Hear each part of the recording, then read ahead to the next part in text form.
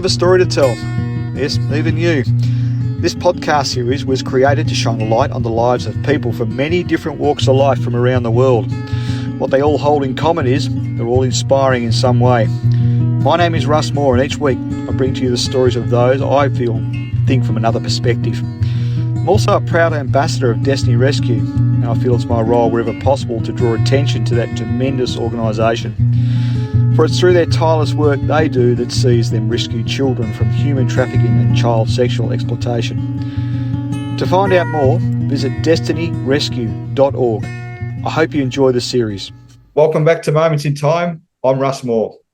I'm often reminded of the important role that books play in the lives of our children as they're growing up, particularly if they follow the journey of others.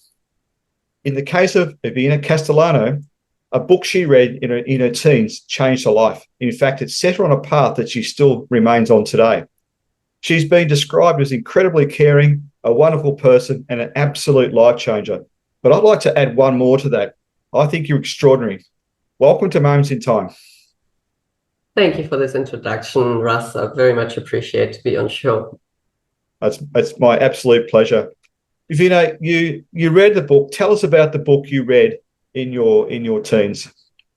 Yeah, I'm an expat child already, so my parents moved quite a bit, and I'm originally from Germany, but I was living in America at the time, and I was 15 years old, and I read the book A Child Called It by Dave Pelzer, and it just absolutely blew my mind. I had never heard of child abuse until then, and I made up my mind at the age of 15 that one day I wanted to foster kids, maybe even adopt kids, and of course also have my own biological kids. So you're traveling with your parents, with the other siblings, with your only child. Where did you fit in the family dynamic? I was the middle child, so I had an older sister by just about 9 months, and I had a younger brother who was 3 years younger. So it was all five of us that traveled. Fantastic. Look, Irina, it's one thing to be motivated by something, because motivation can come and go, but I think you're absolutely incensed. Like, it's something that just really, it stayed with you. How long was it between the time you actually read that book and you went on your path? It took a while because I had an amazing career that I always wanted. So I was a flight attendant at Emirates Airlines in Dubai. Oh, wow. And I became a flight attendant and cockpit crew safety trainer. So I loved it. And it took a while to find my prince. So by the time I found my husband, I was already in my 30s. And it was, there was always something going on and never the right time. And just, so much was happening. But once I migrated here to Australia, I was on a spouse visa and I was not allowed to work. And that was the moment where I could literally reflect and sit still. And I was reading all the local papers, and everywhere they were asking for foster carers, which I had never seen before in any other country. And I was like, that's exactly what I always wanted to do. So my husband was traveling 200 days a year and he was abroad. So I kind of forgot to mention that before the wedding. And I called him and I said, look, this is what I always wanted to do. And he knew nothing about foster care. He was like, but aren't we trying for our own? Yeah, we're doing that too. But I always wanted to foster. And so can we please start the process? And, he knew I was bored because I wasn't allowed to work, and he wanted to keep me happy, really. I think that was the main reason. Happy wife, happy life. And then the rest is history. We've been doing it for 23 years. But I think I've got to tell our listeners a little bit more. There's a lot to this story. Irina and her husband,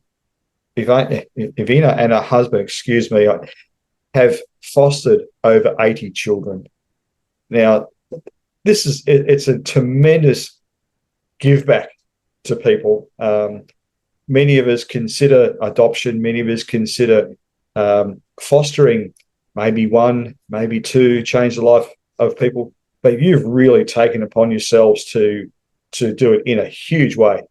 The amount of lives you've changed is We've incredible. got thousands more. We need 4,000 more homes in Australia currently. We've literally got kids sitting, and this is why I've started this, to go on podcasts, to write book chapters. I've, written co-authored 3 books now on this topic because I want to raise awareness, because a lot of people don't know about this. Everybody thinks that, you need to go abroad for adoption. It's not the case. Not every state and territory is easy with adoption in Australia, but definitely New South Wales has changed. And this is exactly what I want to raise awareness to. And this is why I got started, because once I heard that these kids are being removed from birth families, and honestly, even as a birth family, I would like to know that these kids are in family settings. And Yes. many are not. They're in motel rooms because we don't have enough families. So once I heard that, I thought, that's it. I need to do more than I actually am currently doing, because we need more carers. You spoke about the difficulty of doing it, of fostering and adopting, and you have done both. Okay, and so you have actually adopted 2 children.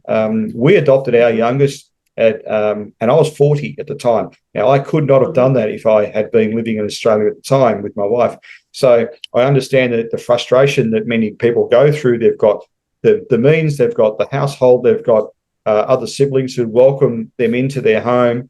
And its age unfortunately puts a big barrier ahead of us. And for myself, I mean, my parents had 3 children in their 40s.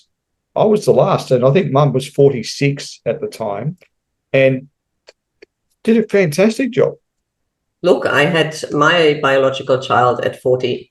So I think nowadays, I definitely do agree there that we need to change the adoption law. It needs to be changed in many, many countries, in Europe, everywhere, because at the end of the day, maybe in the past 40 was old. Now 40, honestly, is the beginning for many people. Well, because things have changed. We're not the same as we used to be at 40, and we have a much longer lifespan, and we are very settled and capable at the age of 40 normally, where that is the time where we reflect on life, on everything, and we think, I agree. Hey, we can take on one more. So I do agree that a lot can still be improved within the foster care system as well as within the adoption law, but it doesn't change it for the kids right now. So those kids that are out there right now, we need to help them, and we need to create more homes so that if a child gets removed from everything they've ever known, there needs to be several homes waiting for them, and that maybe even they get some input if they're old enough to actually say, hey, that's the family I want to go to. It shouldn't be decided over their head. It shouldn't, it's like, I wish we just had more homes to actually give to these kids once they are removed, because that's traumatic in itself. Let's put some perspective behind that's comments. The numbers. Give us some numbers. Give us some stats. Look, it hasn't changed that much within for every kid that we have found a home, I would like to think that makes a difference. But the figures are always, in the whole 23 years that we've been doing it, it's always been around the 45,000 to 47,000. It's always fluctuating between those 2 numbers. Those are the kids in care in Australia. And currently, right now, we need 4,000 homes across Australia. But listeners, if you could get your head around that 4,000 children who cannot be where they are, or they're in motel rooms in many cases. I understand New South Wales is one of the states with the largest numbers. Why do you think that's the case? What are the factors? First of all, I think because of the population in New South Wales. So we've got around, anywhere between 16 to 18, 19,000 kids in care at any given time in New South Wales alone. Well, so yes, the majority, almost half, is here in New South Wales. But that's also why the adoption law in New South Wales has definitely been improved. And the cases are now being fast forwarded, so once a child cannot be returned to birth family within the period of 2 years, then something needs to happen, because we all know that children need permanency. So it is either then going to guardianship or to adoption. And this is where I'm really glad that it has changed. Initially, I struggled to combine the two, because for me, foster care is always giving birth family a chance. and especially their extended family and anybody Yes, else that can yes. have the child. A child should always remain with birth family, if at all possible. But if it is, deemed not safe, and it's not us doing the decisions, it's the court. So, it's the judge doing that, presiding over the cases. And if it is deemed not safe, then yes, we should have a permanent home waiting for these kids.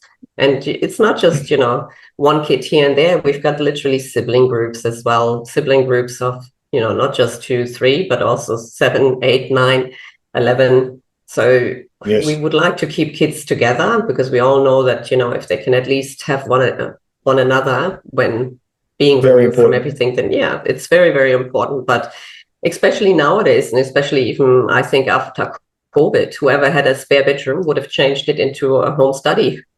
A lot of people are now working from home, and then with the rental prices and the housing market, it's really, really difficult to find people who, first of all, have a spare room, because that's one of the criterias. It has and to yes, be you can put bunk beds. Yeah. Yes. You can put bunk beds into a room, and you can have 2 kids in a room. That's fine if they're siblings, but not many people have that, even that capacity, So we are absolutely desperate for carers, and this is what I would like to highlight with this. So anybody who has love to give and has a spare room and is willing to go through the assessment process, we really, if you would like children in your home, we've got, unfortunately, plenty to choose from. Wow. And I don't think most of us would understand the gravity of that situation. If we think about regional areas versus densely populated areas, you notice per capita, are there percentages growing in particular areas? Is it what is it? How's the balance? I would like to just think that, we're pretty desperate everywhere. So also in rural areas. And yeah, because there are other issues there also in terms of, schooling and everything else. And we would like to normally keep children at least in the school that they're in, but, depending if there are safety aspects or not, you don't want to move them too far, because you want them to have contact with birth family. You want them to, continue seeing whoever they want to see from their past. We always want to make sure that relationships are maintained. So we don't want to uproot a child from an area where it has, whoever, a grandma, an uncle, or somebody who is important in that child's life. We don't want to uproot them from absolutely everything. Sure. We want to keep some, so the problems are everywhere. I mean, we always are looking for families in rural as well as city areas. I remember asking you when we first spoke that about the number one aim, and you told me directly it was to get the child back to their birth family. Mm-hmm. In the instances where that's not really in the best interest of the child, how do you balance that mindset? Because you see the difference in how they arrive. You see their body language changing as they're about to leave. How do you handle that gut feeling? Because it's a tough one. It's a tightrope. Yeah, then again, we need to trust the system. We only see one side of the story, and it is very, very important to advocate for these children. So we make reports, we make comments on, how excited kids are to see birth family before they go, how they act when they come back. I mean, all of these comments go back to the caseworker, and they're all taken into consideration. And because we are so emotionally involved with these children, it is important that the judge is the one that sees, birth sides, the birth family story, foster carers' version of things, and the caseworker's version, and then puts it all together and looks at what is in the best interest of the child. We need to trust the system. Is it perfect? No, by no means, that's for sure. I mean, I've seen things, among those 80 kids where I would say twice I didn't agree with, the decision that was being made. But then again, who am I? I don't know the full story. So we need to be still trusting the system to a certain extent, because, there are so many angles and so many perspectives that are coming into this. That's a comforting statistic, though, isn't it? 2 out of over 80. So that gives you confidence in the system that it's functioning. Yeah, I would like to hope and think so. Otherwise, I can't do this job. I'm sure. So it's really, because there are so many aspects to it, but it's also really, really important that we observe what we see with the children, that we check in with them, that we communicate as much as possible, and that we understand emotionally where they're at and what their wishes are. So if the children are old enough, we always need to listen to what they have to say and take their version of feelings and events and everything into account. At what age would you feel, you've said a lot of children come through, we understand how our own children think. At what age would you think overall where a child says something where you think, oh, I need to take point of this? Oh, I mean, we've had children that on paper were 12, and developmentally, I would say that they were 7, 8. Okay. And then we had some kids at the age of 5 or 6 that were incredibly articulate, incredibly aware of what was going on. And it really also depends how many siblings these kids had, to be very honest, on what they would copy, what they would hear, what they would see. And also, you have kids that are 6, 7 that have literally looked after their other 3 younger siblings, and they were parentified, I mean, you have some children which have been through a lot at the age of 7 and who are quite aware of what is going on and what they want in life. And then you have other kids that, are developmentally delayed because of all the gaps and things that they've had in their lives. I mean, so many kids are disrupted schooling-wise, moving from one place to another, if that was their past. I mean, some kids come to us and we're not their first placement, we're their 4th, their 5th. So, I mean, that's the other thing. True. You also have there's another tightrope to walk, and that's the one of your family dynamic. You have children coming in, you've got the needs of your own children, and then you're interweaving these kids. They come and go. How's that affected your family dynamic and the roles that your children play in that? Oh, our kids play a tremendous role in guiding children, in redirecting children, in showing them how things can be done too. And, it's very simple things like coming in the house and using the F word at the age of 3, where, my kids were like, oh, Mom, why do they not get... Well, we need to teach them. We need to show them that this is not the way to communicate, not in this house, and that every house has a different rule and different expectations. And we need to show them how to do it differently. And they've taken on a tremendous role in also being there if kids wanted to talk. And, they weren't ready to talk to adults yet, but they were trusting our children. They had a huge role to role model, not just behavior, but also to show them that they're safe and that they can trust the father in the role, they can trust the mother in the role, and just that in itself. So I think biological children learn a lot from it. We are asking a lot of them as well. I mean, it's not an easy task by any means all the time, but I do believe that they, first of all, see that the grass is sometimes not always greener, what they tend to think, and that when they complain about, having the latest iPhone and things like that, I kind of point out to these kids that came with literally the clothes on their back, and to understand their needs for, needs and the needs for wants, and what the difference is. So I really think that our children have shown a lot of empathy, have learned compassion. It is something, I really think you're not born with empathy and compassion. It is role modeled, and you can see it, you can observe it, and you take it on. So it is one of those things where I think you teach your own children a lot by, my kids, when we had babies that were drug affected in uterus, they could see that I had to, give them morphine every 6 hours and slowly wean them off that.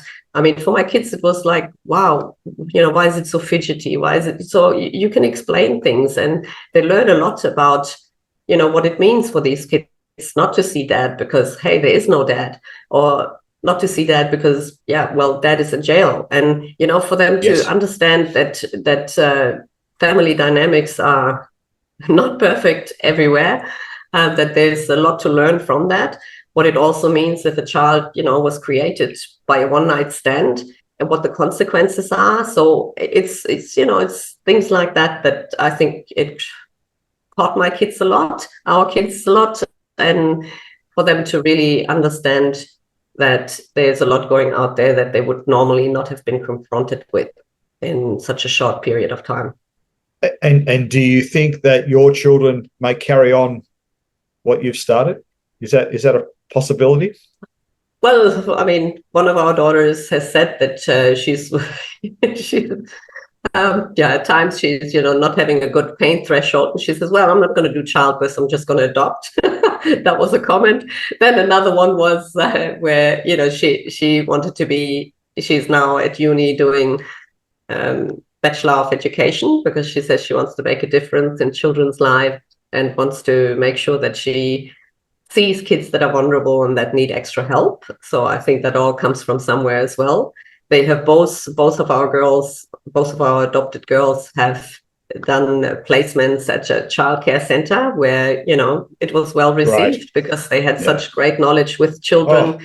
It's a life skill, if and also our son. I mean, we had one baby come at the age of 1 month, 1 week old, straight from hospital. And she came and he was like, I'm going to give her the bottle. And I was like, oh, she's tiny. You got to hold her head. And he was like, I can do this. I can do this. So he was 3 years old. And here he was sitting with a 1 week old and giving her the bottle. And, these are skills that I think he would be a huge asset as a family man, because he knows what to do with little ones and has no issues, with kids having little tantrums or little emotional outbursts, and he knows how to redirect. And I think it's beautiful to see. It's fantastic. But children go into foster care for a number of different reasons, and I was surprised when you gave me some examples. Can you tell the listeners that some examples of this, and also why? Look, our very first child that came into our care, and this is, I think, that I didn't know and that a lot of people wouldn't know, was actually a family that was here in Australia without their own family, so a migrant family. And mother was needing to go into hospital, and she wanted somebody to look after her child for 2 weeks. Yes. And because husband was working and they had nobody, so I looked after her little one for 2 weeks, and she was incredibly grateful. And then, it went back. So first of all, a lot of people don't know that there are also voluntary support that is being offered by the departments and the foster care agencies. And then, of course, if people are struggling, either in terms of domestic violence, in terms of mental health, and, there's a lot of anxiety, a lot of mental health going around now. And what people often just need is a break, get themselves back together and, have that time to reflect on everything and improve the home life, and then be ready to welcome their kids back. Because, I mean, we all here and there need a break, but a lot of people have support around them, I'm a migrant to Australia, and my in-laws were a bit older, so I never really had that much support in Australia. And I can understand that, some people just literally need a bit of a break, regroup as a couple, as a mother, just getting their lives back on track, and then take the kids back again. So this is what we're doing. And this is the whole idea of fostering, that you do make sure that the kids, if at all possible, can go back to birth family. And it's also people who need assistance. There's no shame in it, because that 2 week break could pull back from a situation that could turn bad if they didn't get that break they needed. And I think for people who are hearing this, reach out.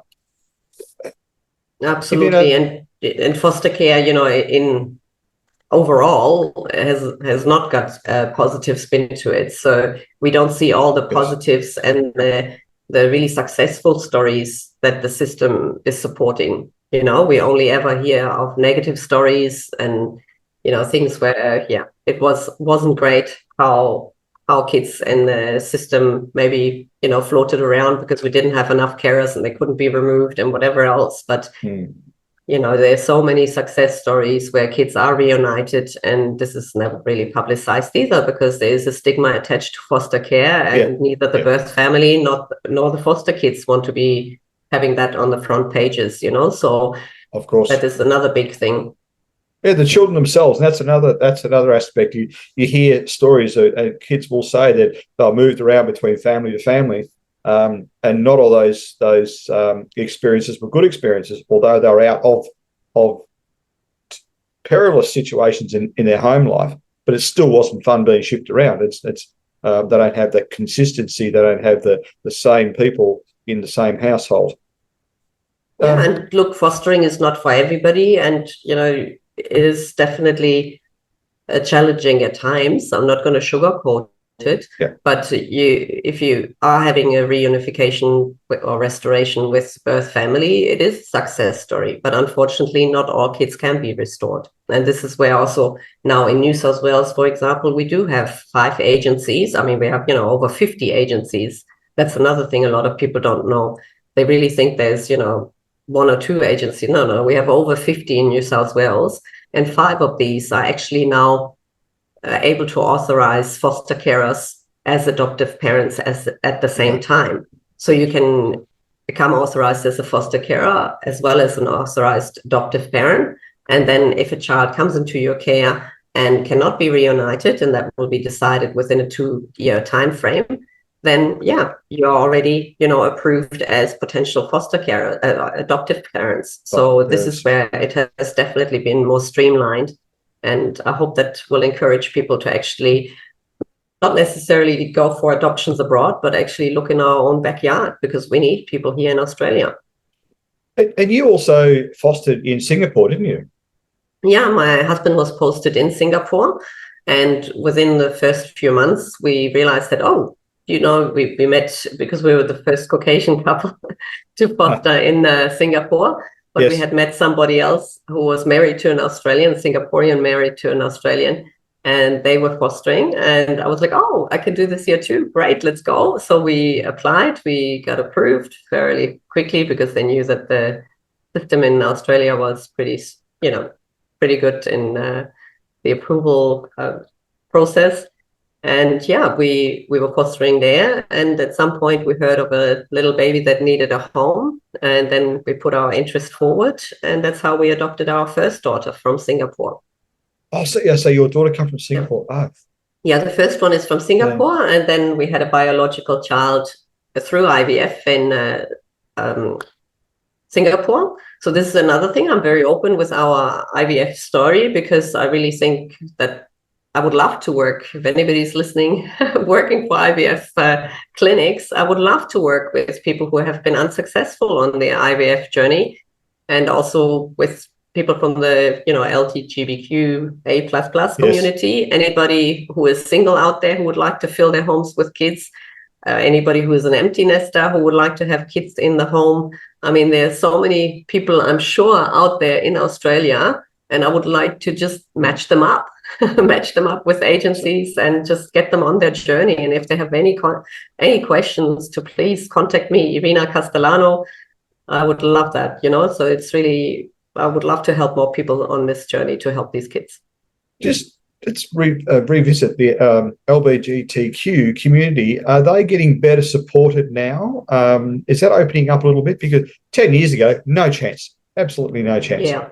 No, thanks God that has changed as well. And not every agency is open to it, but there are quite a few agencies now who know that what we want is for these kids to go into a loving home where they are supported.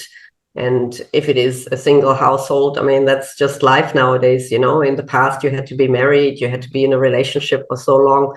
Well, that's not life anymore. You go into schools and, half the kids in a classroom are from divorced households. And, there's a lot of single parents out there now. So it shouldn't really stop people from becoming a parent. And they're definitely, nothing beats the fact that these kids are now sitting in motel rooms. They're better off in a home that is, a family unit, no matter how small or how large it is. And we've got to give a shout out to your husband too, because, like you mentioned this after you got married, thought, we might try doing. but he's also he's got behind you to support your dream, which I think is awesome as a man for him to do that, because he obviously saw the value you could sow into the lives of these children, but also fulfilling something of your life's dream. Absolutely. I couldn't have done it without him. Yeah. I mean, if he wasn't on board, you can't do it. Same goes with the children. And I really appreciate everybody pulling in. But now, it is, of course, that we are at a point where, okay, we want to travel more. We might not be, of course, you can also travel with foster kids, because that's always a big question. But it takes time to get, birth certificates and passports and things like this. You want them to come on family holidays. But yeah, now my kids are teenagers. So also one of them is doing his HSC. So we don't want to have too much upheaval in the home, and we need to be careful now. That's why we have cut down, and there's different types of care that you can do. So we do a bit more respite now. So respite means you give another foster family a bit of a break. So we have a begin date and an end date. And then there's, the restoration care, which means the kids come to you from anywhere between, a few weeks to 2 years until it's decided what happens. And then there's also permanent care. And we've also done emergency care, which means that we are on the list at night. So if kids get removed after hours, that they can give us a call and say, all right, we've got, a sibling group of 3, or we've got 1 child here. Can you just take them in the next hour? And then we'll work out what happens once the office is open, if we find family, an uncle and auntie, somebody to take these kids in.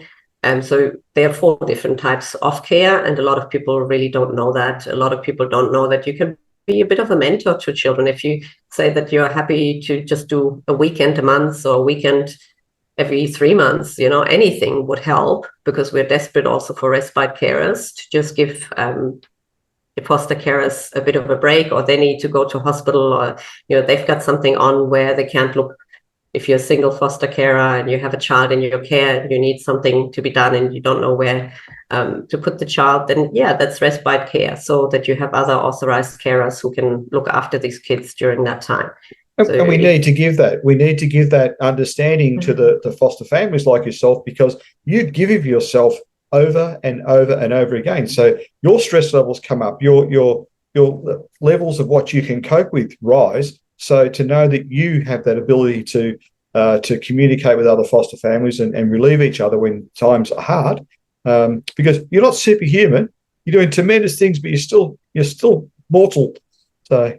Yeah, and also if you have your own biological kids and you just want to regroup as your biological family to see where everybody's at and everybody's still okay, then just a weekend, just to sleep in. I mean, we've just had 2 kids in our care, and I mean, they were up at 5:45 every morning. So even that takes its toll. So, if you just are not used to this anymore, I know. Currently, I'm, with teenagers. They love to sleep till 10, 11. And then I'm up at 5:45. So there we go. So, it takes a lot on us. And then again, you can see the changes in the children when they settle and they, feel safe. Then that's the reward you get. Irina, wrapping up, can you give us your website, please, so people can research you and see how they can contribute and help you do what you do? Oh, that would. Yeah, and they can have a 30-minute free chat, no problems whatsoever. I'm absolutely trying to get this off the ground to find more carers. So it's www.Irina, which is spelled IRINA, and then Castellano, CASTELLANO.com.au. So www.irinacastellano.com.au. I'm on LinkedIn. I'm also on Instagram, Irina Sit, the abbreviation IRINA. SYD for Sydney. And I'm also on Facebook, but not as much. I need to get that a bit more up and running. Irina, it's great work you do. Thank you for joining us on Moment in Time. It's been my absolute pleasure. Thank you very much for having me and for giving me a platform to raise awareness. Thank you, Russ.